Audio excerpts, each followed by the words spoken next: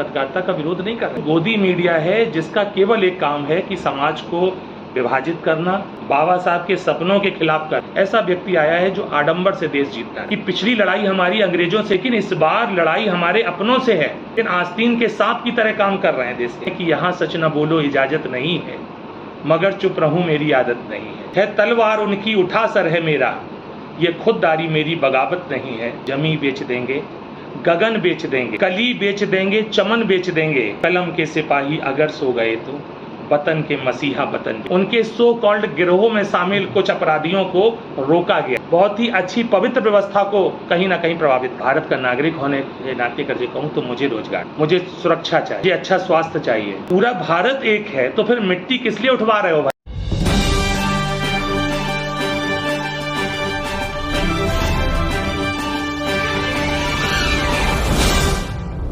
नमस्कार, mission news में आपका स्वागत है। आज हमारे खास मेहमान हैं अंशु तिवारी जी, जो उत्तर प्रदेश कांग्रेस पार्टी के महासचिव जी हैं। आज सचिव जी से जानना चाहेंगे, समझना चाहेंगे जिस तरह से कांग्रेस पार्टी और इंडिया गठबंधन के द्वारा कुछ चैनल के पत्रकारों का बहिष्कार किया गया है, तो कांग्रेस पार्टी के जो महासचिव हैं अंशु तिवारी जी, इनका क्या कहना है। तो सबसे पहले आपका बहुत बहुत स्वागत है हमारे चैनल में। मैं मिशन न्यूज़ और उत्तर प्रदेश आज तक के सभी दर्शकों का मैं बहुत बहुत अभिवादन, शुभकामनाएं चैनल को कि वो हमारे जनपद से प्रारंभ हुआ है तो जनपद में और आगे जाए।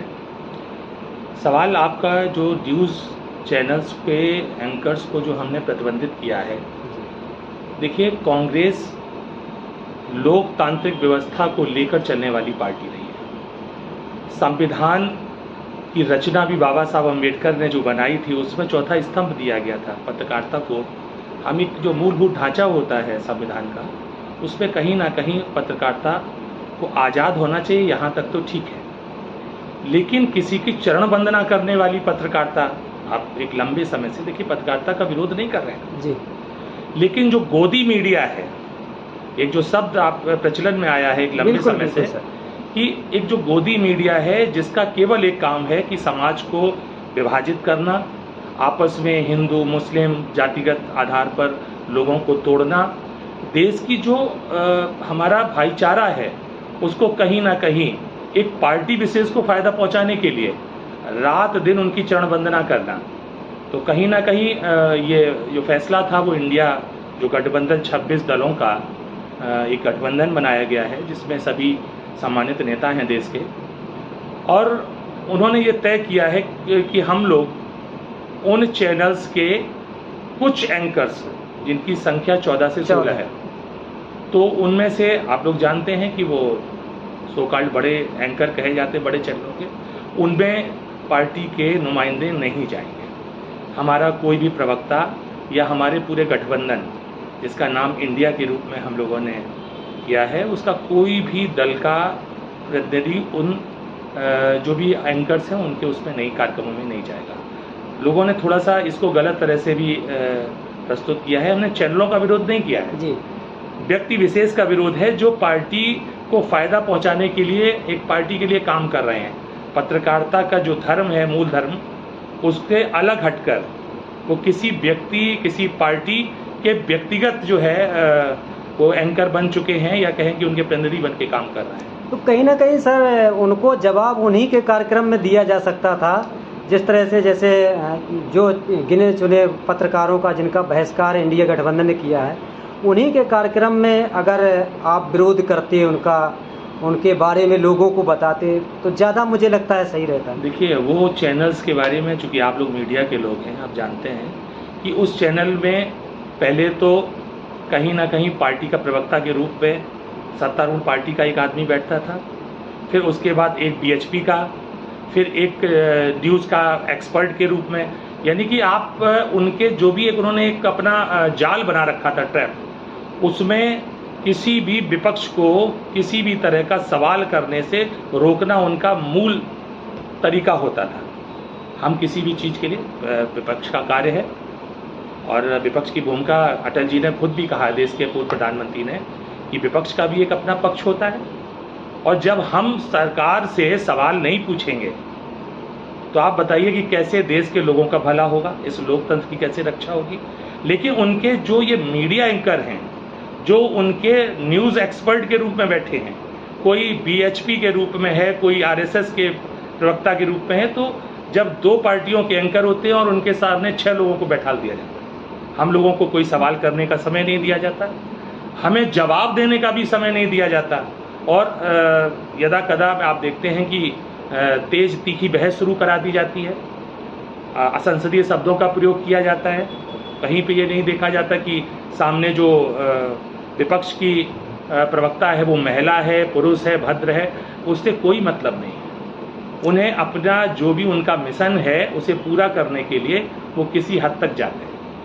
आपको क्या लगता है इस तरह से पत्रकारों को बैन करने से ये जो जिनको आप जहरीले पत्रकार बताते हैं, क्या इनके ऊपर लगाम लग पाएगी? एक प्रयास है। देखिए, मैं फिर एक बार स्पष्ट कर दूं, मैं किसी पत्रकारिता का विरोधी, कांग्रेस ने हमेशा पत्रकारिता को स्वतंत्र रखा है और इस देश में अधिकतम समय हुकूमत की है कांग्रेस ने। तो सरकार ने कभी भी पत्रकारिता को बैन नहीं किया है, क्योंकि उनके लोगों ने बहुत सी चीज़ें, चूँकि झूठ बोलने की मशीनें हैं वो अपने आप में, रोज़ एक नया प्रोपेगेंडा बनाना और उसको फिर चलाना। पत्रकारिता का विरोध नहीं है, किसी चैनल का विरोध नहीं है, व्यक्ति विशेष का विरोध है कि जो कार्य देश के खिलाफ कर रहे हैं, संविधान के खिलाफ कर रहे हैं, बाबा साहब के सपनों के खिलाफ कर रहे हैं, भारत की जो लोकतांत्रिक ढांचा है उसको बिगाड़ने के लिए कर रहे हैं, उनके खिलाफ किस। जिस तरह से इंडिया गठबंधन ने कुछ पत्रकारों का बहिष्कार किया, ठीक उसी समय बीच में एक घटना घटी। एबीपी न्यूज़ पर इस समय जो पहुंच चुके हैं न्यूज़ 24 के जो सबसे बड़ा सवाल करने वाले संदीप चौधरी जी, एबीपी न्यूज़ पर सीधा सवाल करते हैं, उनका भी बीजेपी ने बहिष्कार कर दिया। उन्होंने सीतारमण जी का इंटरव्यू उनसे जवाब पूछ लिया था, तो बीजेपी प्रवक्ताओं ने संदीप चौधरी का बहिष्कार किया। इसको आप किस नज़रिए से देखते हैं? देखिए, संदीप चौधरी देश के बहुत ही सम्मानित पत्रकार हैं, मैं उनका व्यक्तिगत भी बहुत बड़ा फ़ैन हूँ और मुझे लगता है कि देश में जो सच बोलने वाले लोग हैं या सच सुनने के आदी हैं वो संदीप चौधरी को अच्छी तरह समझ सकते हैं। इस देश में इससे पहले भी एक पत्रकार को बहुत बड़ी सज़ा सच बोलने की, रवीश कुमार जी हमारे बहुत ही सम्मानित पत्रकार हैं, वहाँ पर व्यापारियों द्वारा चैनल को जबरन खरीदा जाता है और उनको कहीं ना कहीं, वो तो आप लोग भी एक्सट्रीम मीडिया से नहीं हैं, नहीं आज के इंटरव्यू के बाद हो सकता है कल आपको भी मुअत्तल कर दिया जाता। तो वहाँ पर तो एक सीधा सा एक माहौल क्रिएट कर दिया गया है कि जो उनकी कहेगा, जो सत्ता को के प्रोपेगेंडास को जो लोगों पर लागू कराएगा, जो चाहते हैं देश के प्रधानमंत्री और तथाकथित उनकी इंटायर टीम, जो उनका गिरोह है, जो वो चाहते हैं वही वो करेगा, और अगर नहीं करेगा तो उसको घर बैठना पड़ेगा। आपकी नज़र में क्या लगता है एक सही पत्रकार को किस तरह के सवाल करना चाहिए? देखिए, पत्रकार को देश हित के सवाल करने चाहिए, जनहित के सवाल करने चाहिए। जब पत्रकारिता व्यक्तिगत आ जाती है तो वो पत्रकारिता नहीं रह जाती, वो चरण वंदना हो जाती है। पत्रकार तो स्वतंत्र है, आप चौथा स्तंभ हैं, और आपको ये जो सम्मान मिला है वो कहीं ना कहीं कितना बड़ा महत्वपूर्ण विषय है कि पत्रकारिता को चौथा स्तंभ मतलब हमारे संविधान में स्थान। अब ऐसे में अगर आप देश हित की बात नहीं करते, जनता के सुख दुख की बात नहीं करते, आए दिन किसान आंदोलन हो रहा लेकिन आप एक्सट्रीम मीडिया में नदारत, आप मणिपुर में हिंसा हो रही लेकिन एक्सट्रीम मीडिया में उसकी कोई जगह नहीं है। हमारे देश की बेटियां जो स्वर्ण पदक लेके आती हैं और दिल्ली में कितने समय से एक ताकतवर लीडर के खिलाफ बैठती हैं, लेकिन देश के मीडिया में उनका कोई स्थान नहीं। चाइना भारत के 28 किलोमीटर भूभाग अंदर घुसाया और उसने अपने अपने स्थान वहाँ पर काफ़ी कंस्ट्रक्शन कर लिया, लेकिन देश का मीडिया ये दिखाने के लिए तैयार नहीं है। देश का मीडिया वही दिखाना चाहता है, एक्सट्रीम मीडिया, सॉरी मैं फिर स्पष्ट कर दूं कि एक्सट्रीम मीडिया, जिनके ये तथाकथित पत्रकार हैं जिनके नाम कहीं ना कहीं लिस्ट में लाए गए हैं। अगर आज कोई बात होती है, अभी मसलन मैं एक छोटी सी बात करता हूँ कि अभी विगत में उपचुनाव कई प्रदेशों के चुनाव हुए थे, जिसमें दिल्ली एमसीडी, हिमाचल प्रदेश का विधानसभा का चुनाव, गुजरात के विधानसभा का चुनाव, और आप देखिए इन 3 प्रदेशों, और यहाँ यूपी के भी कुछ उपचुनाव थे जिसमें मैनपुरी भी था, लेकिन जब रिजल्ट आते हैं तो ये नहीं बताया जाता है कि साहब हिमाचल भी इसी देश का हिस्सा है जो आप हार चुके हैं, एमसीडी दिल्ली इसी देश का हिस्सा है जो भाजपा हार चुकी है, और मैनपुरी में आप ये पूरी अमला लगा दिया गया उत्तर प्रदेश सरकार का, और उसके बाद आप 3 लाख से अधिक वोटों से आप चुनाव हार जाते हैं। लेकिन देश की जो सो-कॉल्ड चरणबंधन मीडिया है, जिसको गोदी मीडिया है, वो केवल 48 घंटे मोदी का कद बड़ा और छोटा करती है।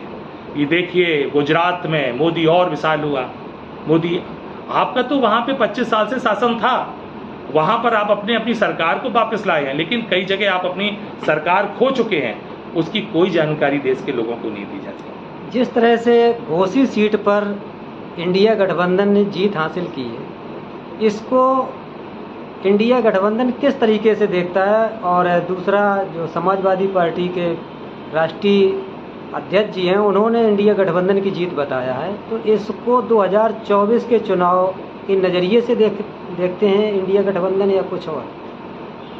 देखिए, गठबंधन होने के बाद, इंडिया गठबंधन का निर्माण होने के बाद ये पहला चुनाव था जिसको कहीं ना कहीं एक प्रयोग के तौर पे देखा गया, और उत्तर प्रदेश सूबा जो बीजेपी कम से कम खुद मानती कि मेरा सबसे मजबूत किला है, मजबूत प्रदेश है, और वहाँ पर आप ही लोगों के जरिए पता चलता था, क्योंकि मैं उस मीडिया से तो नहीं समझ सकता कितना सच बता रहे थे, लेकिन एक पोलिंग पर 2 पोलिंगों पे विधायक लगाए गए थे उत्तर प्रदेश सरकार के, मिनिस्टर आपके जो है ना उस सेक्टर पे लगाए गए थे, प्रदेश का उप मुख्यमंत्री वहाँ का वो कर रहा था, उसके साथ में एक लीडर राजभर जी जो मीडिया के जरिए बार बार अपनी एक बूथ का लाइव टेलीकास्ट, उन्होंने तो ठेका लिया था जिताने का। मैं वही कह रहा हूँ, चूंकि वो उम्रदराज है, मैं नहीं चाहता कि उनके, मैं सम्मान करता हूँ जी, वो एक उनकी सोच है कि वो क्या कर रहे हैं। तो आप समझिए, इसके बावजूद इस देश में 5 चुनाव, आपको ये तो मालूम है कि 7 विधानसभा के चुनाव, 7 जगह में आप जो है वो 3 जगह, उसमें भी मिजोरम, जिसपे मुझे नहीं लगता है कि इन सब चीज़ों का बहुत बड़ा असर है कि हिंदुत्व का या किसी का। बाकी आप जो उत्तराखंड है वहाँ भी बमुश्किल आप जीत पाए, अगर मेरी एक सहयोगी दल का कोई प्रत्याशी ना खड़ा होता तो शायद वो भी जीत आपको नसीब नहीं। और आप ये 4-3 से जो आपका मीडिया बता रहा, मैं तो ये कह रहा हूँ कि आप पूरी तरह से ख़त्म हो चुके हैं। हार जीत का अंतर उतना है जितना भी वोट मिला है कई जगह, तो ये कहीं ना कहीं प्रदर्शित कर रहा है। देखिए, ये केवल यहाँ की बात नहीं है, मैं आपके माध्यम से ये भी कहना चाहता हूँ कि जो हिंदुत्व की बातें और ये सब किया जाता है, ये देश हमारा है जिसमें सभी धर्म, सभी जाति, सभी मजहब के लोग एक साथ रहते हैं, कई बोलियाँ एक साथ हम लोग बोलने के बावजूद भी आपस में कोई बंटवारा नहीं करते। पूरी दुनिया हमें देखती है धर्मगुरु के नाम से, हमें कहीं ना कहीं हमसे सीखती है कि भारत ऐसा देश है जहाँ, लेकिन पिछले 10 वर्षों में ये हमारा रुतबा जो था विश्व गुरु वाला, वो कहीं ना कहीं एक आडंबरी विश्व गुरु ने हमारा असली रुतबे को कहीं ना कहीं प्रभावित किया है। और इसमें 2 चीज़ें मैं बताना चाहता हूँ, क्योंकि जब ये इस तरह की बात करते हैं कि उन्होंने एक नया मुद्दा उठा रखा है, सनातन, जबकि उन्होंने इस टाइप की बात नहीं की, चूँकि इंग्लिश भाषी व्यक्ति हैं, उन्होंने ये कहा कि ये सनातन और जातिवाद जहर से देश का मिजाज बिगड़ेगा, कौन सा धर्म, हमें सभी धर्मों का सम्मान करना चाहिए, लेकिन उसको हिंदी रूपांतर अपने हिसाब से करके वो अपनी तरह से प्रदर्शित कर रहे हैं। कि जैसे गुजरात के चुनाव में एक बार हुआ था कि हमारे एक नेता ने ये कहा था कि राष्ट्रीय राजनीति के में आप प्रधानमंत्री हैं, आपको निचले स्तर पर नहीं उतरना चाहिए, तो उस समय भी एक मुद्दा बनाया गया कि मोदी तो नीच हो, मतलब कहना कोई आदमी को चाह रहा है, आप चाहें तो किसी भी शब्दों का आप कितने भी अर्थ निकाल सकते हैं। तो यहाँ पर मैं बता इसलिए रहा हूँ कि ये जो ढकोसले हैं वो समाप्त हो रहे हैं। उसके 2 कारण हैं। अगर हिंदुत्व की बात करते हैं तो हिमाचल प्रदेश देश में सबसे ज़्यादा हिंदुओं वाला प्रदेश है, जिसमें 98.7% केवल हिंदू रहते हैं, और वहाँ सरकार किसकी है? कर्नाटक में इन्होंने सहारा लेने का एक बार फिर से उसको कहीं ना कहीं धार्मिक रूप देने का प्रयोग किया, हमारे आराध्य भाई बजरंगबली को सामने लेकर आए, लेकिन वहाँ भी उनका पाप जो है बजरंग बली ने उन्हें आशीर्वाद नहीं दिया, उन्हें वहाँ पूरी तरह मिस्टेक हुई थी, उन्होंने बजरंग बली से जोड़ दिया, जबकि मुद्दा वहाँ था बजरंग दल का। जो आपकी पार्टी ने जो वहाँ पर बात रखी थी वो बजरंग दल की कही हुई थी, लेकिन बीजेपी ने उसको बजरंग बली से जोड़ दिया था। मैं वही तो कह रहा हूँ कि वो मुद्दे कहीं ना कहीं वो हर चीज़ को, देश के जुड़े मुद्दों को वो नहीं छूना चाहते। और कांग्रेस ये नहीं कह रही भाई आप मेरे भी प्रधानमंत्री हैं, जो यूपी का मुख्यमंत्री वो मेरा भी मुख्यमंत्री, हमारा हम कोई दुश्मन नहीं है उनके, हम उनके अच्छे विपक्ष, स्वस्थ विपक्ष की भूमिका अदा करना चाहते हैं। हम उनसे राय देना चाहते हैं कि अगर ऐसा हो तो शायद जनता के लिए अच्छा रहे, और विपक्ष का यही काम होता है कि समय समय पर देश की सरकार को, देश की पीड़ा को बताने का काम होता है विपक्ष का। हमने वही किया। अब इसमें उनको लगता है अच्छा होता अगर वो बेरोजगारी पे बात करते, अच्छा होता कि किसान की भविष्य को सुरक्षित करने, किसानों का देश है हमारे। बताइए कितना किसान पूरा साल सड़कों पे पड़ा रहा, इतनी जंग लड़ने के बाद उन्होंने उसकी वापसी की। 2022 में किसानों की आय दोगुनी होनी थी, आपको क्या लगता किसानों की आय दोगुनी हो चुकी?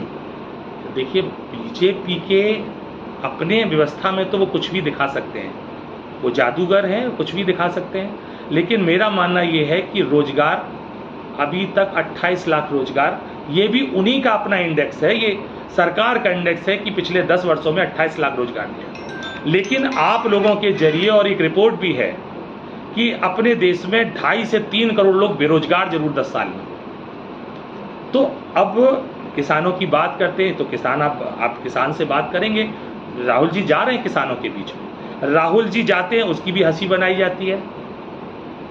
उनको उनके नामकरण करने में 20,000 करोड़ यहाँ के उनके 2 जो उद्योगपति मित्र हैं उन्होंने खर्च किया कि किसी तरह से हम राहुल गांधी को, लेकिन राहुल गांधी तो राहुल गांधी थे, उन्होंने फिर से साबित कर दिया कि गांधी नाम का प्रताप उन्होंने साबित किया। और एक बात मैं आपके दर्शकों को बताना चाहता हूँ कि एक बेसिक फर्क छोटा सा हम आपको दें कि देश को भारतीय राष्ट्रीय कांग्रेस ने 3 गांधी दिए और उनकी शहादत दी है, और आज एक चौथा गांधी प्रतिनिधित्व कर रहा है। 3 गांधियों ने देश के लिए शहादत दी है, और भारतीय जनता पार्टी ने 3 मोदी दिए हैं, और उनके कर्म जो हैं वो आपके सामने हैं। 24 का चुनाव विपक्ष का जो इंडिया गठबंधन है किन मुद्दों पे लड़ेगा? क्या उसमें किसानों के, बेरोजगारों के, युवाओं के, मजदूरों के, व्यापारियों के मुद्दे शामिल होंगे, या जिस तरह से बीजेपी जुमला बोल के निकल जाती है इस तरह से विपक्षी जो इंडिया गठबंधन है लोगों को तो नहीं जुमला बोलेगी? अब तो उनके गृह मंत्री ने ही जवाब दिया है और मीडिया के सामने दिया है कि वो तो जुमला था।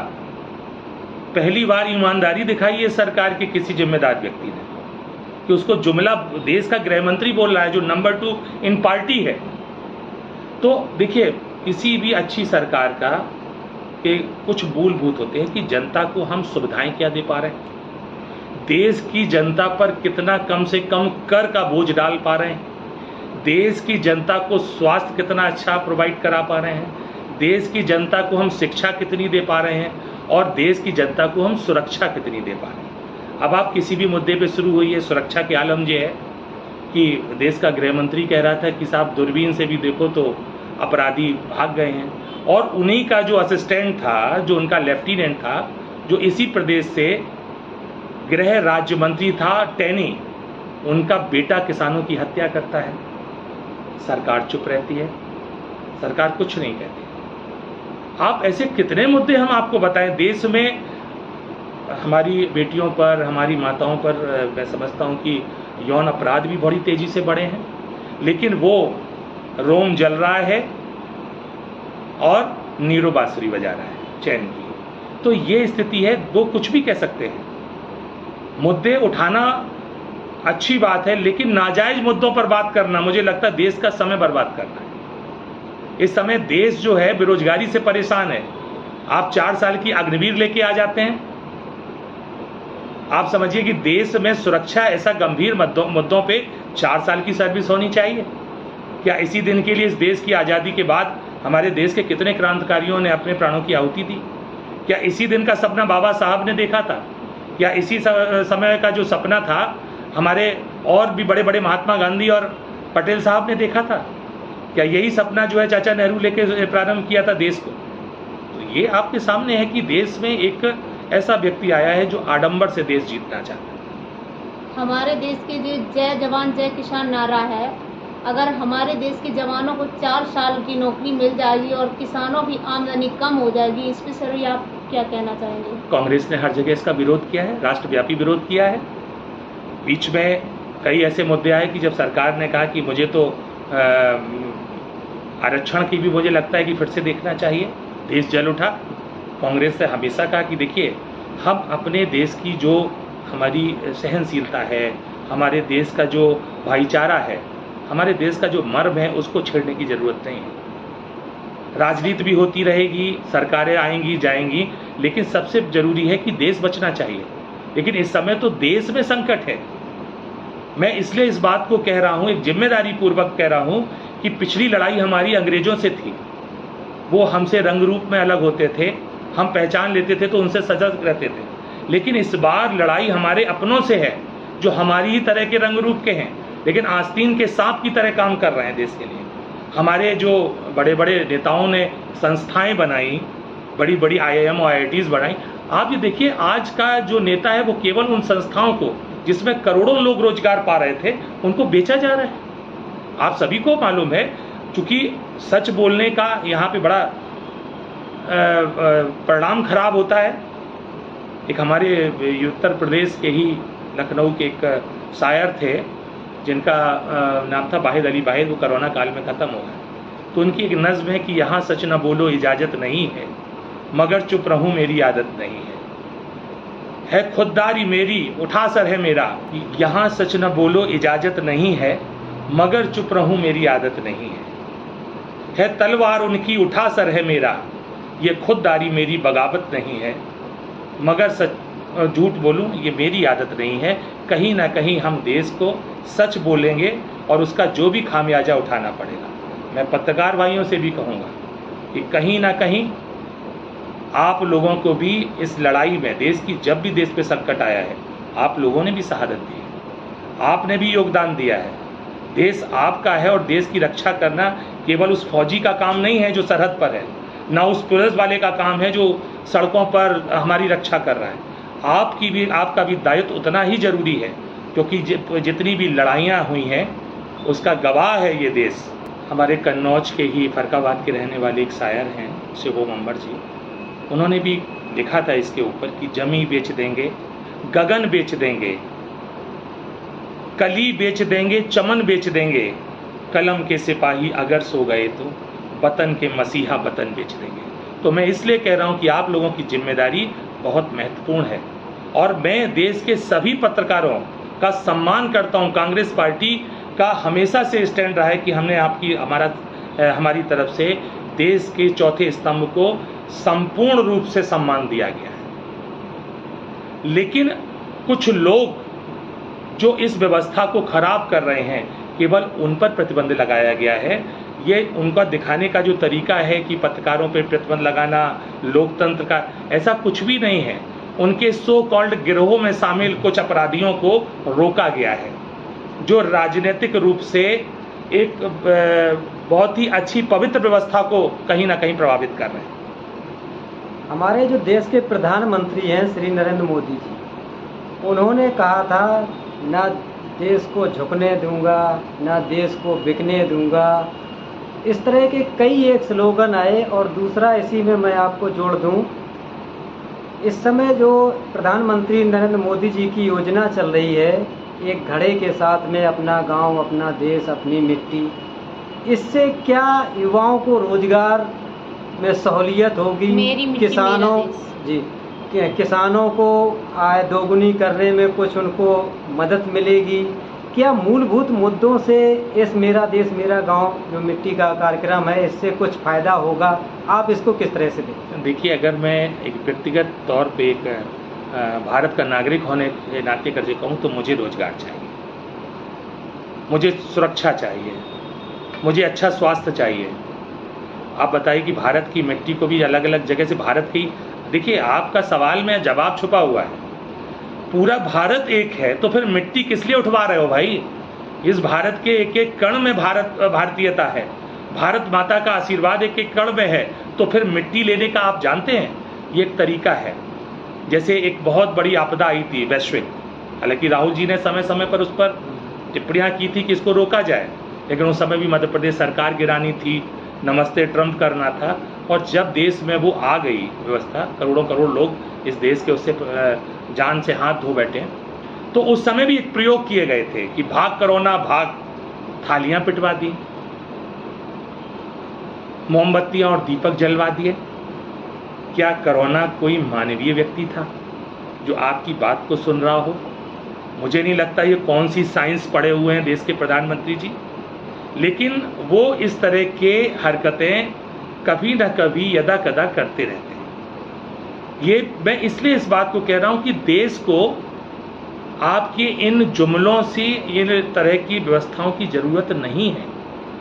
देश आपसे अपने हक की बात, जिस वोट की ताकत से एक साधारण परिवार में जन्मे हुए व्यक्ति को देश के उच्च पद तक पहुंचाया है लोगों ने, तो वो आपसे अपेक्षा करते हैं कि देश की जो मूलभूत समस्याएं हैं उन पे चर्चा कीजिए, देश की जो व्यवस्थाएं हैं उन पर चर्चा कीजिए। हमारे ही देश का एक अंग, मेरे ही परिवार का, अगर हम वसुधैव कुटुंबकम की बात करें तो मेरे ही परिवार का एक अंग मणिपुर, वो जल रहा है, वहाँ लोग किस स्थिति में, आप सभी लोगों के जरिए पता चलता है। बहुत दुर्भाग्यपूर्ण घटना। आप उसके बावजूद देश का प्रधानमंत्री आज तक नहीं गया। देश का प्रधानमंत्री, अभी पिछले 3 दिन पहले की बात है कि देश में देश के सपूतों ने शहादत दी पाकिस्तान बॉर्डर पर, उनको शहीद हुए, लेकिन साहब हमारे देश का प्रधानमंत्री हजारों करोड़ रुपए खर्च करके G20 कर रहा था और उसके बाद उसका सेलिब्रेशन कर रहा था। अरे शर्म की बात है कि जिस देश में हमारे सपूत अपनी प्राणों की आहुति दे रहे हो तो 2 शब्द तो कम से कम बनते हैं। मैं मना नहीं करता कि आप राजनीतिक व्यवस्थाओं से, आप राजनीतिक दल हैं, राजनीति भी करेंगे, लेकिन राजनीति के साथ साथ में देश की बात भी तो होनी चाहिए। आपने G20 का जिक्र कर दिया। G20 में जो विदेशी मीडिया आई हुई थी उनको भी प्रेस वार्ता से रोका गया है, इसको आप किस नज़रिए से देखते हैं? कभी पहले भी ऐसा हुआ है कि पत्रकारों को प्रेस वार्ता से रोका गया हो, प्रधानमंत्री या कोई और दूसरा मंत्री प्रेस वार्ता करने से कतराता हो? ये सवाल आपको सरकार से पूछना चाहिए आप लोगों को, लेकिन सरकार, क्योंकि जो सरकार के लोग कह रहे हैं कि हम लोकतंत्र का उपहास उड़ा रहे हैं, इतना महत्वपूर्ण कार्य, अगर आप 10-20 देशों के लोगों को आपने बुलाया, हालांकि कुछ देशों ने के राष्ट्राध्यक्ष नहीं आए, उसमें व्यक्तिगत कारण रहे होंगे, लेकिन मुझे लगता जब देश परेशानियों से गुजर रहा है, G20 ने हमें क्या क्या दे दिया, पहला सवाल। दूसरा ये है कि देश का जो प्रधानमंत्री है उनके ऊपर टेलीप्रॉम्प्टर के अलावा वो किसी भी तरह से वो मीडिया में, आज तक उन्होंने कोई मीडिया को इंटरव्यू 10 सालों में दिया हो, कोई प्रेस की हो तो आप बता दीजिए। प्रेस करने के लिए सवालों के जवाब भी आने चाहिए। अब जवाब तो आप तब देंगे जब आपके पास जवाब होंगे। आप तो देश को, मेरे देश की मिट्टी, भारत माता की जय, किसको इससे ऐतराज है? भारत माता तो सबकी हैं। अगर भगवान राम का मंदिर बनेगा तो मर्यादा पुरुषोत्तम राम तो सबके हैं। आप क्यों उनसे लोगों को दूर करना चाहते हो? आप इन मुद्दों को, आप देश का मुद्दा मत बनाइए। ये तो हमारी आस्था का विषय है और आस्था सबकी अलग अलग हो सकती है। कोई आप हिंदू धर्म को मानता है, कोई, भाई हिंदू धर्म से भी तो कई धर्म बने हैं। सिख धर्म जो है ना वो ये तो अपनी अपनी आप उसको भी बांटना चाहते हैं। आप कहीं ना कहीं किसी भी कीमत पर इस देश की जो तासीर है उसको प्रभावित करने का कोई मौका नहीं छोड़ते। तो जिस तरह से प्रधानमंत्री जी ने, हमने अभी आपसे जिक्र किया था, ध्यान नहीं दिया, कहा था कि मैं देश नहीं झुकने दूंगा, मैं देश नहीं बिकने दूंगा, और आपने पहले जिक्र किया कि धरती बेच देंगे, चमन बेच देंगे, मौका लग गया तो गगन बेच देंगे, सब कुछ बेच देंगे। तो आपको क्या लगता है प्रधानमंत्री जी की जो बातें हैं उनमें सच्चाई नज़र नहीं आती?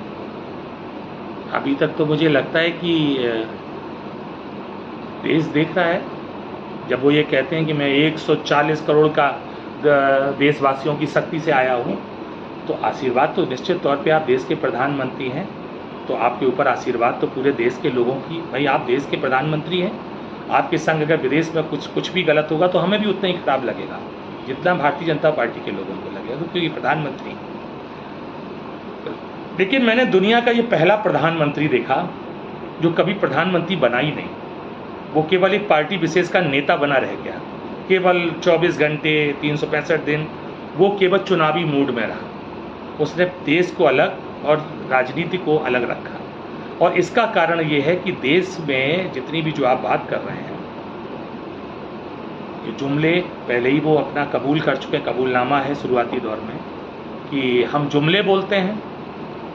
तो जुमले के लिए आते ही आते बांग्लादेश को काफ़ी ज़मीन चली गई और इनके द्वारा चली गई। चीन जिनको झूला झुलाते थे, हम पे आरोप लगाते, चीन हमारा पड़ोसी देश है, एक अलग विषय है। और जब हम पूरे विश्व की बात करते हैं तो हमारा किसी देश से तो मेरी कोई दुश्मनी नहीं है। हमारी लड़ाई मुद्दों की हो सकती है। पाकिस्तान हमारा पड़ोसी देश है, और अटल जी ने एक बात कही थी कि सब कुछ बदला जा सकता है, पड़ोसी नहीं बदला जा सकता। तो हमें कहीं ना कहीं जब वो मेरे ऊपर आंख टेढ़ी करेगी, तो भारतीय राष्ट्रीय कांग्रेस की सरकार ने 3 बार उनके घर में घुस के उनको इसका परिणाम भी दिया। एक बार तो 2 टुकड़े करके एक देश भी निर्माण कर दिया बांग्लादेश के रूप में। तो मुझसे आप राष्ट्रभक्ति की बात करते हैं, मुझसे आप राष्ट्र प्रेम की बात करते हैं। अरे आप पर तो अभी ये सवाल है कि देश की आज़ादी के पहले भी आप देश के जो रणबांकुरे थे उनकी खिलाफत करते थे। कहीं ना कहीं आप उनकी जो है पीछे से जो क्या बोला जाता है, आप उनके खिलाफत करने में तरह तरह के अंग्रेजों के सहयोग करते थे, जासूसी, जिसे जासूसी कह सकते हैं। आज वो लोग वतन परस्त हो गए, और जो देश की बात करेगा वो वतन का गद्दार हो गया, वो देश विरोधी हो गया, राष्ट्र विरोधी हो गया। तो ये जो बात उन्होंने कहा कि हम चमन बेच देंगे, तो मैंने इसलिए इस बात को कहा था। उन्होंने कहा था कि मैं देश नहीं झुकने दूंगा, मैं देश नहीं मिटने दूंगा। तो मुझे नहीं मालूम कितनी संस्थाएं बिक चुकी हैं, आप सभी जानते हैं। तो ये कहाँ से उनका नारा उस पर फिट बैठता है। बस एक लास्ट सवाल और, जिस तरह से प्रधानमंत्री जी का एक और स्लोगन है, एक अकेला सब पर भारी, आपको नहीं लगता बहुत ताकतवर हमारे देश के प्रधानमंत्री हैं, और आपका जो इंडिया गठबंधन है क्या मुकाबला कर पाएगा? देखिए, ये शब्द ही अहंकार का प्रतीक है। रावण ने भी कहा था ना कि आम ब्रह्मास्त्र, बहुत योग्य था वो, तीनों लोकों पे शासन था, हम लोगों ने शास्त्रों में पढ़ा हुआ है। लगभग सभी कुछ उसके पास था जो दुनिया में जो शक्ति का प्रतीक हो सकता। लेकिन उसका एक अहंकार था कि अहम ब्रह्मा। जब उसने कहा कि मैं तो ब्रह्मा हूँ, मैं विष्णु हूँ, मैं महेश हूँ, तो उस अहंकार का पटाक्षेप हुआ और रावण को इस दुनिया से जाना पड़ा। उसकी वो स्वर्णमयी लंका भी समाप्त हो गई। मोदी जी तो मुझे लगता है उस लेवल के व्यक्ति नहीं है। और जब वो कहते हैं कि एक अकेला सब पे भारी, तो उनके साथ में जुड़े हुए लोगों को समझना चाहिए कि लोकतांत्रिक व्यवस्था में ऐसा शब्द बोलना भी पाप है। लोकतंत्र लोगों से बनता है, चाहे वो पार्टियां हो और चाहे देश हो। जब एक व्यक्ति ये कहने लगेगा कि मैं ही सब कुछ हूँ, उसके बाद भी अगर उनके सहयोगी उनके साथ खड़े हैं, तो मुझे लगता है कि उनकी बेचारगी है या राजनीतिक मजबूरी है। उन्हें तो इमीडिएट उन्हें छोड़ देना चाहिए। कि जब आदमी केवल वो अपने को ही सब कुछ मान रहा है, तो इसका मतलब है कहीं ना कहीं वो अहंकार से लबरेज है, और वो ना लोकतंत्र को मानता है, ना वो संविधान को मानता है, ना वो कानून को मानता है, ना उनके और सोकाल जो उनके सहयोगी लीडर हैं नंबर 2, 3, उनके साथ भी ऐसा ही होता है। तो मुझे लगता है कि ईश्वर उन्हें सद्बुद्धि दे, और देश को बचाने की ये जो लड़ाई है उसमें देश की जनता को समझना चाहिए। ये लड़ाई देश बचाने की है, संविधान बचाने की है, और ये हमारे देश का प्यारा संविधान अगर एक बार टूट गया ये देश टूट गया तो हम बहुत बड़ी व्यवस्था है, इसको संभालना बहुत मुश्किल पड़ेगा। एक और लास्ट सर, जिस तरह से बीजेपी पार्टी के द्वारा और ख़ासकर इसकी शुरुआत हमारे देश के प्रधानमंत्री जी ने की थी कि जो ये इंडिया गठबंधन है, ये इंडिया गठबंधन नहीं, इंडिया ठगबंधन, ऐसा ही कुछ बोला था, करेक्ट मुझे कर देना आप। तो इसको आप किस तरीके से देखते हैं? और दूसरा, उन्होंने ये भी कहा है बीजेपी पार्टी ने कि ये जो है चोरों का ठगबंधन है, भ्रष्टाचारी सारे एकत्रित हो रहे हैं, तो इसमें कितनी सच्चाई है? इस पे ज़रा थोड़ा प्रकाश और डालिए। देखिए, मैंने आपसे पहले भी एक बात कही कि वो कुछ भी बोलते हैं, लश्कर भी तुम्हारा है, सरदार तुम्हारा है, तुम झूठ को सच लिख दो, अखबार तुम्हारा है। इस दौर के फरियादी जाएं तो कहाँ जाएं, हाकिम भी तुम्हारा है, दरबार तुम्हारा है। सवाल इस बात का है कि आप लोकतंत्र के सर्वोच्च पद पर आप बैठे हुए हैं और इतनी असंसदीय भाषा और निचले स्तर की राजनीति करना उन्हें शोभा नहीं देता। आप जब ये कहते हैं कि चोरों का गठबंधन है, जब ये कहते हैं कि ठगों का गठबंधन है, तो आप देश की उसी सम्मानित जनता और वोटर्स को गालियां देते हैं, क्योंकि आपको इस देश ने 36 से 37% वोट अभी तक दिया है। 63% लोग आज भी आपके साथ नहीं हैं। ये आपका स्पष्ट सच मैं बोल रहा हूँ कि आप अभी तक अधिकतम जो आपकी वो संख्या है वो 37% तक है। इसका मतलब है कि देश के 63% लोग आपके खिलाफ मतदान कर रहे हैं। तो आप लोकतंत्र में हम किससे चुन के आते हैं? जनता से।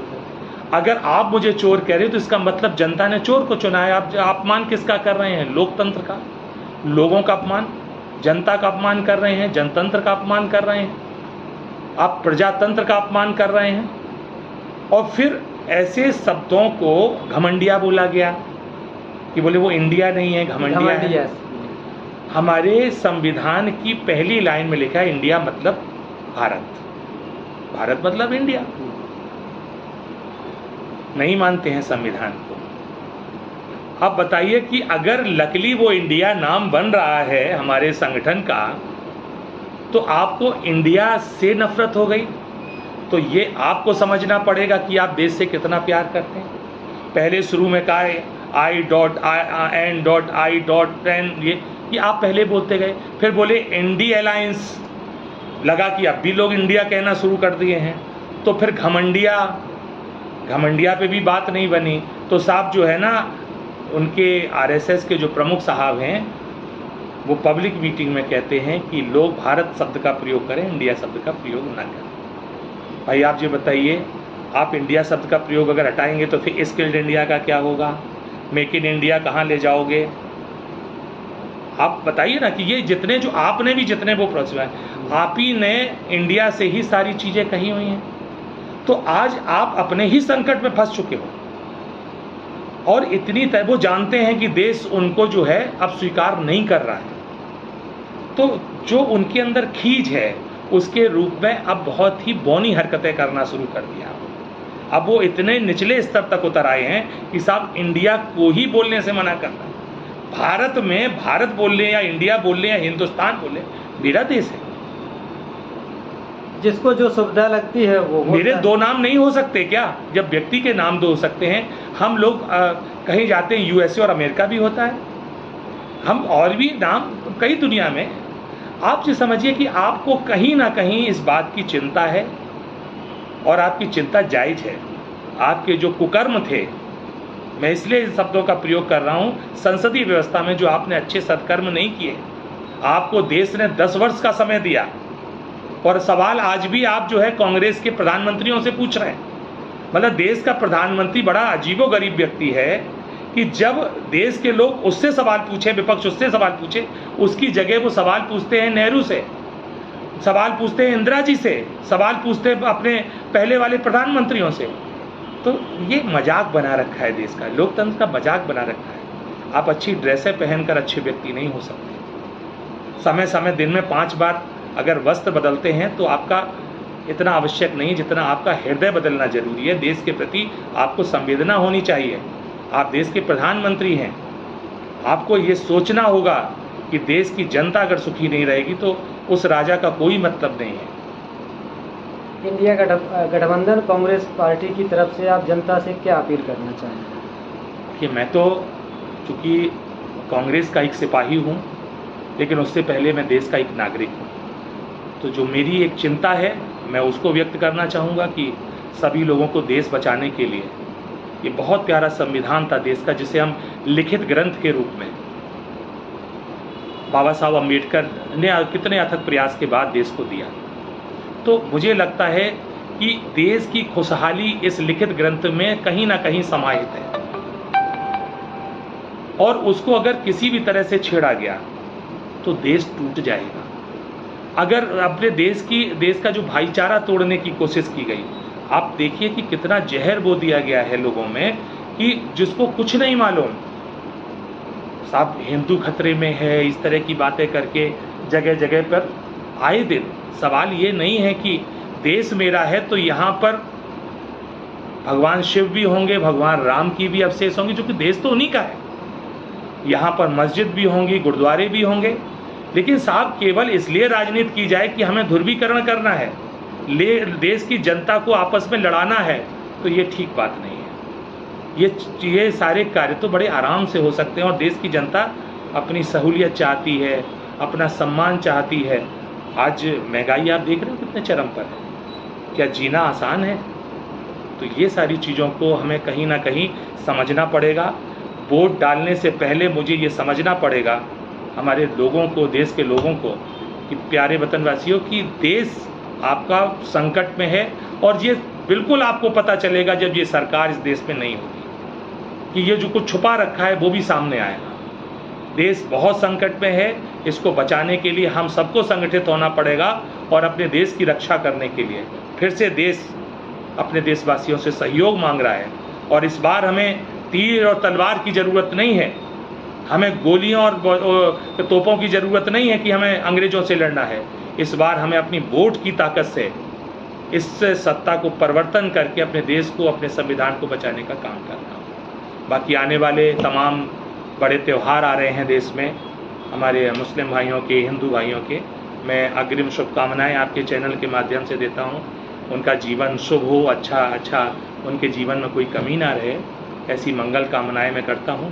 और आप हमारे पास आपने ये जो इंटरव्यू लिया उसके लिए भी आपके चैनल को, आपके सभी सहयोगियों का बहुत बहुत आभार, धन्यवाद। चलिए, बहुत बहुत धन्यवाद आपका भी, आपने अपना कीमती समय हम लोगों को दिया। जय